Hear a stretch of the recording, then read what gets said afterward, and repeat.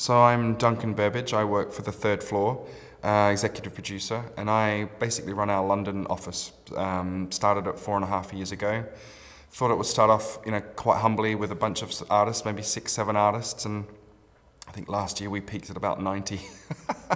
Last year was a big growth and fantastic year actually. We worked on some truly awesome projects, none of which I can still talk about because they're all yet to be released. But next year, Dan, actually, we're going to have a lot to talk about.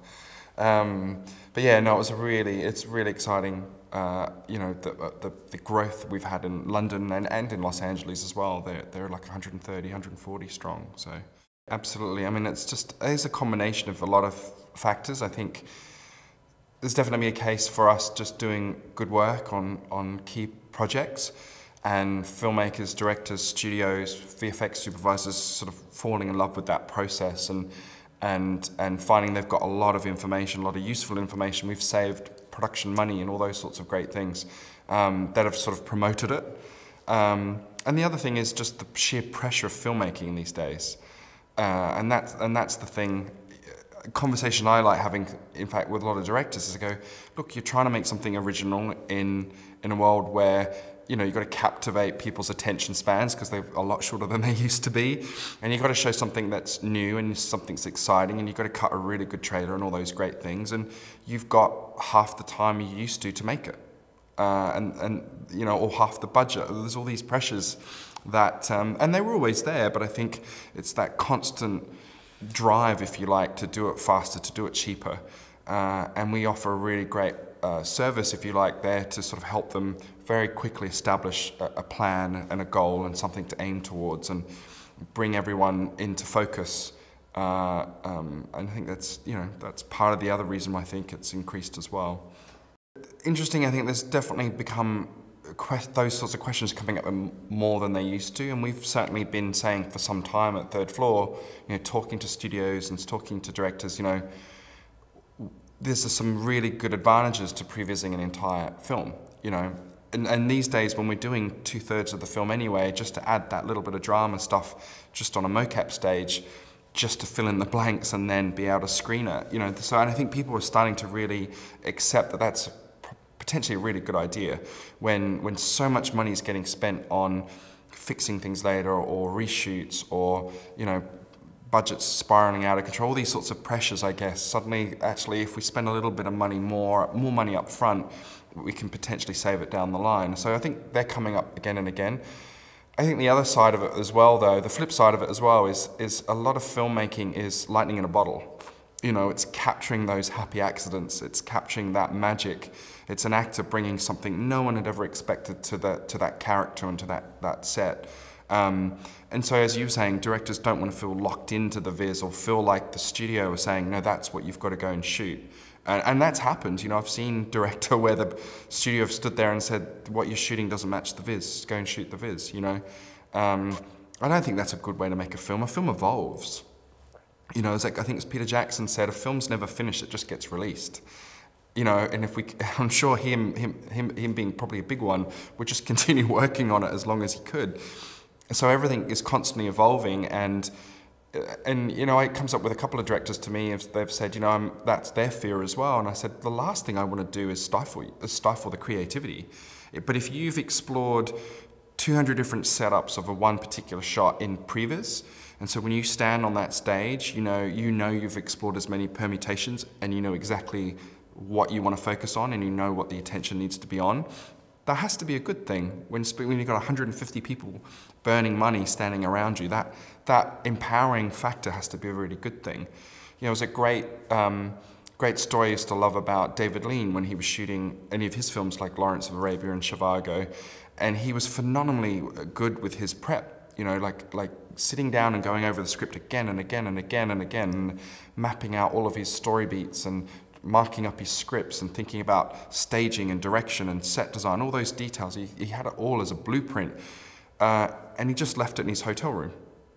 He went to set with all that in his head, all that prep done, and just left it in the hotel room, and then allowed himself to just see what was in front of him and adjust as he felt he needed to. And I think that's filmmaking. That always has to be part of the process.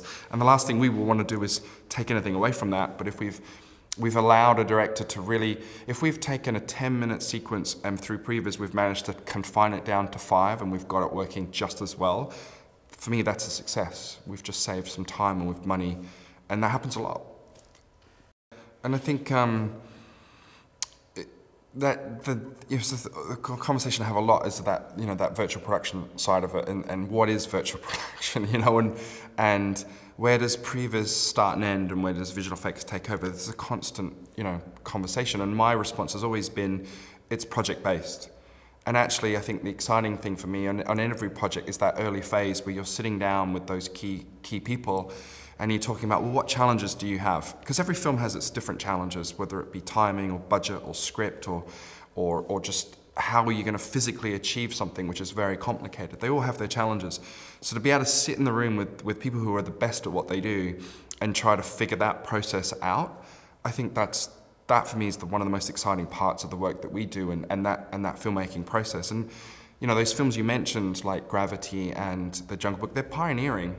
And they're pioneering because people are looking at things and doing it in a way that no one else has done it before, you know, and they're really pushing the envelope. I mean, I know something like Avatar, for example. Avatar could never be done with any other director other than Jim Cameron. Jim Cameron's made a career out of pushing the technology to its absolute limits. The bleeding edge of everything he's ever done has always been on that cusp. And even now, as I've gone, you know, been in the industry a while, I look back at The Abyss and some of those early films and Terminator 2 and think, there was so much writing on those films that could have easily have gone wrong. I mean, if they couldn't get the rendering done on Avatar, that could have been an absolute disaster.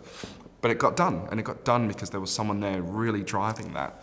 And I think that's so important now for all those projects. You need a director that's very wise to that process, who's very open to that process.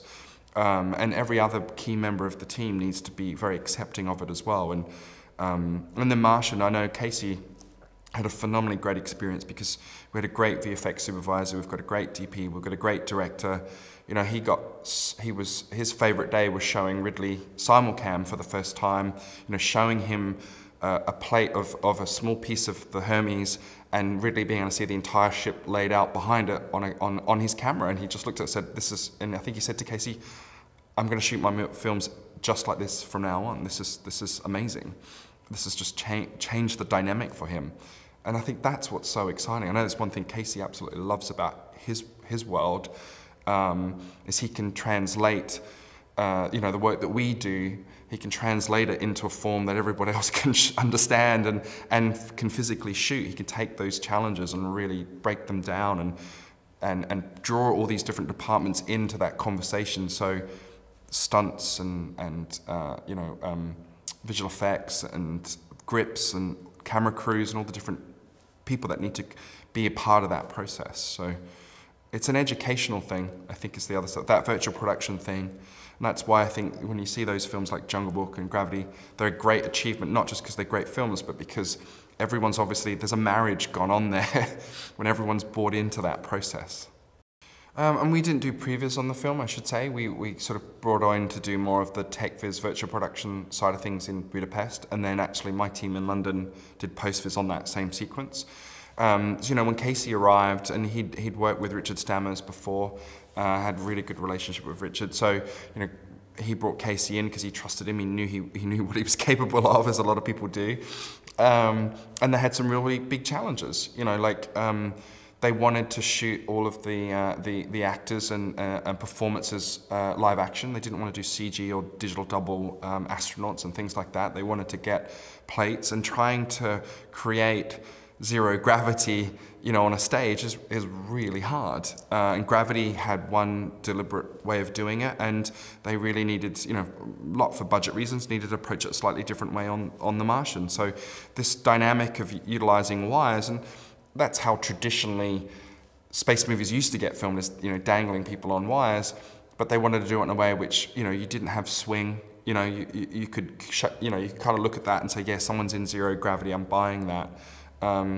So, you know, Casey going in and then having to talk to stunt department and the camera department and the grips and set design, all those contributing factors to be able to figure out the nuts and bolts of that. And writing systems to drive pulley systems and trusses to move the actor just at exactly the right speed and have the camera pan exactly at the right time just to make that effect work. I think that's what, he definitely brought to that process, and making sure every single plate that they did out exterior of the ship had that same thought process behind it.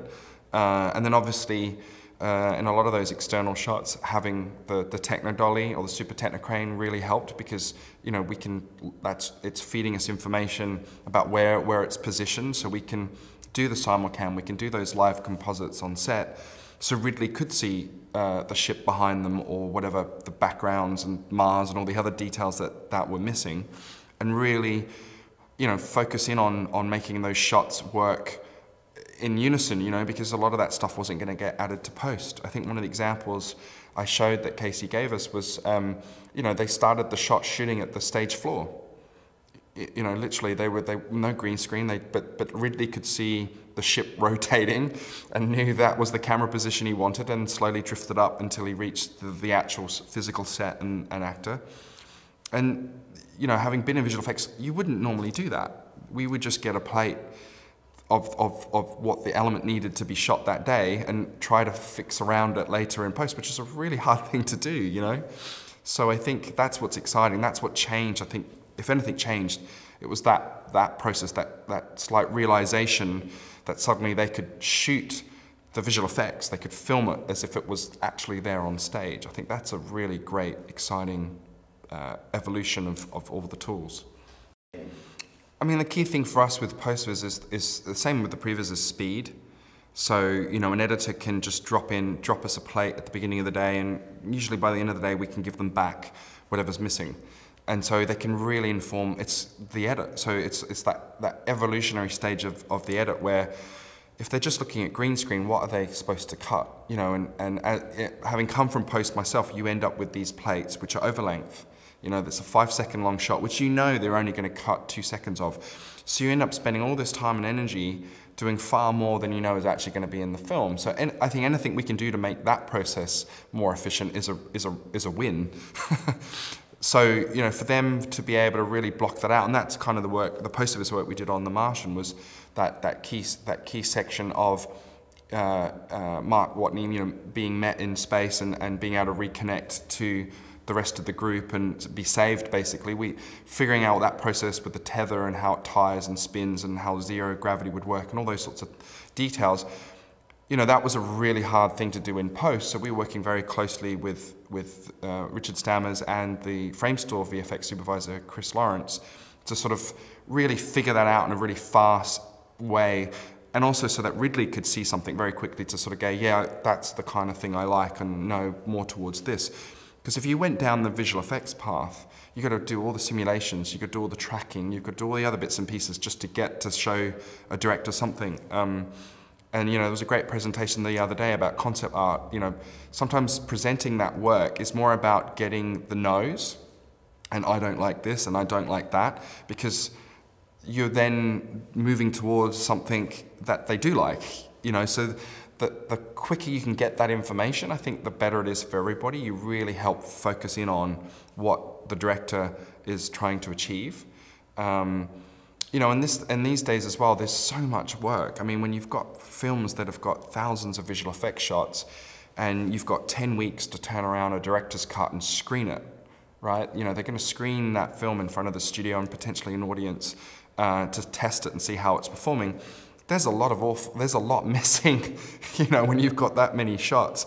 So for us to be able to go in and really quickly just block all that out, and then be able to screen it as a tangible film that people can comment on, I think is incredibly useful, incredibly helpful, and also having come from visual effects, it saves everyone else down the line a lot of pain. It's really easy for us to update a shot to a new take. It's a pain when it hits visual effects. I think there's a whole bunch of things. I think the key thing is that meeting of industry and students. So it's just it's like us people working in that industry, I guess educating, but meeting and trying to inspire the next generation of filmmakers and artists. you know, on the other side of it, I love hearing what everyone's doing, you know, seeing some of the presentations and seeing the great work that's being done, and everyone sort of seeing how the industry is evolving. And the other side of it, which I personally love, is the interactions I get to have with my peers and friends and people in the industry. Who I find myself in meetings, usually around the bar, with people I would never normally get together with in the same place. And you end up having some great conversations about what's happening in the industry and the trends and problems that are happening, and getting a really great sense, if you like, of where things are and where things are going, and shared experiences. And I think that's the thing that's actually been a really highlight for me this year, has been talking to a lot of other company owners and CEOs and seeing that the problems they're having are exactly the same as the ones we are. I think that's really encouraging, and everyone being able to talk about, well, how do we solve these things, or what are the big issues that we're going to be faced with over the next 12 to 18 months. I think that's a fantastic you know, an environment and opportunity for us all, and why I love coming back every year. And I think they do such a good job of organising it. They've kept this culture. I was talking to Jean-Michel about it last night, actually. They've kept this amazing culture that's still the same as when I first came. You know, this wonderful energy, which could easily be lost if it grew too big, or, you know, changed its format, or changed its people running it, I think, as well. It's just kept this wonderful passion that everybody comes to FMX with, and I think that's such a great thing.